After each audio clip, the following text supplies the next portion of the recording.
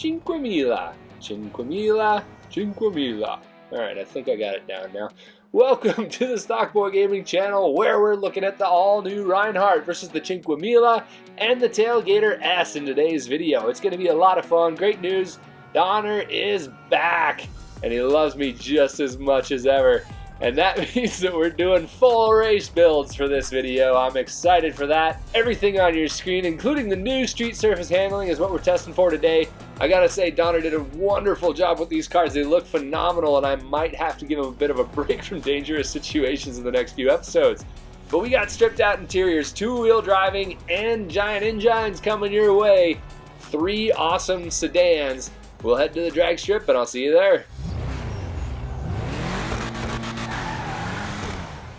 First up at the drag strip, we're running the RS3 against the BMW M3 Touring. It is the Tailgater S on the left in black, the Rhinehart on the right. These two cars in real life, kind of rivals. I'm really excited to put them up against each other in this video. Going to the 8th and quarter mile today, and you can see to the 8th mile a pretty decent sized gap for that Rhinehart on the right side. This thing's looking pretty good in a straight line. It's going to extend that gap a little bit to the quarter too. So how's the Lampadati going to handle this BMW with its all-wheel drive and goofy camera angle? We're about to find out. Heading off of that line, what you're going to see, this Rhinehart, the launch is huge. It gets to the 8th mile line pretty quickly. Now watch what happens to this gap as we come up to the quarter mile. Can the Lampadati catch up? No, but it actually doesn't change at all. So what that's telling us is that the launch on the Rhinehart is really hard. That all-wheel drive just digs in and takes off. But it has the same acceleration rate as the Lampadati, which is kind of cool. The Tailgater is pretty far behind. Those of you who've been around the channel for a while know that I only do things that I think make sense. So this car is here for a reason. The RS3, the M3 in real life, they're kind of competitors. So it's going to be kind of fun to see how this one pans out. We'll see how it does at my speedway. The Cinquemila is I can't say it again, damn it. I was practicing and I thought I was going to do so well. It's a really fast sedan. So this is a big challenge for the Rhinehart. We're going to see how quick this thing is here at my speedway. But this is only the second test of 4 I think we have going, plus the speed score. So stick around, you're not going to want to miss that, or you're going to miss out on a lot of important info. Here at the speedway though, we have a 131 mile an hour top speed for the Lampadati. That's huge. Very respectable 126 for the Ubermacht. The Obey, 118, not the greatest. So the RS3, slower in a lot of ways.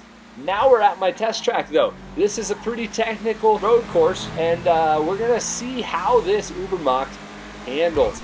This is a big test for this Ubermacht because I will tell you, the Tailgater handles incredibly well. Little bit of an advantage for the Rhinehart to that first gantry, but the all-wheel drive does understeer. You guys are gonna hate me for saying this, understeer sucks, and you can see here, because the Tailgater S is for some weird reason rear-wheel drive in this game, it's the second week in a row that we have a rear-wheel drive Audi, it handles so much better. It really does. It can corner so much better, and you're seeing that here. Unfortunately, the Rhinehart struggling from that understeer. You have to slow down so much more for corners, wait so much longer until you can put the power down at this track that it just ends up falling really far behind. But now we know it accelerates much faster. Onto the straightaway. Can that Rhinehart catch up to the Tailgater S? You would think it can, but it can't. A couple tenths of a second separating those two on the way to the finish line. I know some of you guys are going to be mad about that, but we're going to test them out on a street surface as well. So all the people who like to tell me that I'm wrong because this isn't on a street surface, I got you covered. Don't you worry. Here we go. Now we are running through that hairpin and on our way down the straightaway. How is this Audi going to keep up with the Maserati? Well, it's a little bit further behind. This Maserati, or this Cinquemila, that I forgot how to say already, damn it, is so much quicker in a straight line, but it also has the advantage of being rear-wheel drive and not having that all-wheel drive understeer. So you can really dive into corners. You have so much more rotation. Even though the Tailgater S handles beautifully, you just have that extra amount of power with this Lampadati. I'm going to stop saying the name of the car because I can't remember how to do it again. But We're in the last few corners of this test track, and we can see there's a pretty decent lead for the Lampadati, but can that Tailgater suck itself close enough to the corner? What am I even talking about anymore? I have no idea. We're going down the home stretch. Lampadati's got the win. This is what we're looking at for lap times. I've lost my mind. We can't get under 1 minute in the Rhinehart. That's really disappointing. That's kind of the threshold for a fast car at this track. The Tailgater comes out on top of it, but a 58 second for the Lampadati is really quick. What does that mean for overall performance? Well, this is telling you right now. We've got an 89 speed score for the Lampadati, very, very fast. The Rhinehart, 87, still better than the Tailgater according to speed score. Tailgater, not even an 84, but handles so well. How does that translate to a street surface? I am so glad you asked. This track is bad, and we're running uphill here in the Lampadati first. We're going to see how it handles this technical mountain circuit. You can see we lose the traction on the back end a little bit there, but as we come in through that first hairpin, it's nice and tight through this section here. Pretty uneventful so far, but now we're going downhill, which is where cars can start to oversteer a little bit. We're going to see how this thing does. It actually hugs pretty tight to that corner. This corner does as well, and then check that out, 2 wheels as we go back onto the home stretch. This thing's running 35 seconds, which is pretty solid. We're going to see how that stacks up against the Tailgater S. The problem the Tailgater S has is acceleration, so I'm expecting it to be pretty slow coming off the start and through this uphill section, but can it make it up? Because it handles beautifully once you get going.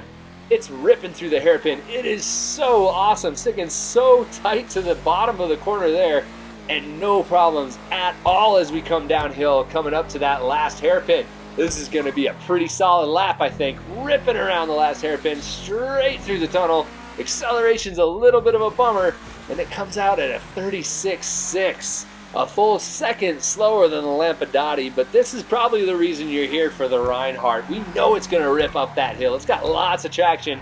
Unfortunately, that really long wheelbase gives it that little bit of understeer with the combination of all-wheel drive. Struggling to get through some of these corners, and look at how high it comes out of there. Almost nailed the wall. We're getting really close to some corners here. You're going to see some understeer here again as we try to get around that corner there. So the understeer does exist on the street, but coming out of that last hairpin, we almost hit the wall again, ripping down. It finishes in 36.8 seconds, so 2/10 slower than the Lampadati. Overall, this thing's pretty awesome. Its biggest advantage is acceleration, especially initial acceleration. It looks good, it handles pretty well, but it does understeer, especially once you get to tight corners. That wheelbase is just way too long. The all-wheel drive combined with it is kind of a bummer, but it is a fun car. It's maybe not the fastest in the sedans. That pretty much belongs to this Lampadati if you're not counting the Shafter V12. The Lampadati is an awesome little car based on the Maserati Quattroporte. I love it. This Tailgater S, what I'm going to say here is going to shock you. If you want a car that handles well, because a lot of people are saying that Ubermacht handles so well, it's so smooth, this is the best option. There you go. Mind blown. Unbelievable handling. Down on power, but whatever. It's a great car. Thanks so much for joining today. I hope you enjoyed the video. If you did, you're here, you're not already, please subscribe to the channel. Give me a like if you liked it. Let me know what you think in the comments. Thanks again for joining, and I hope to see you next time.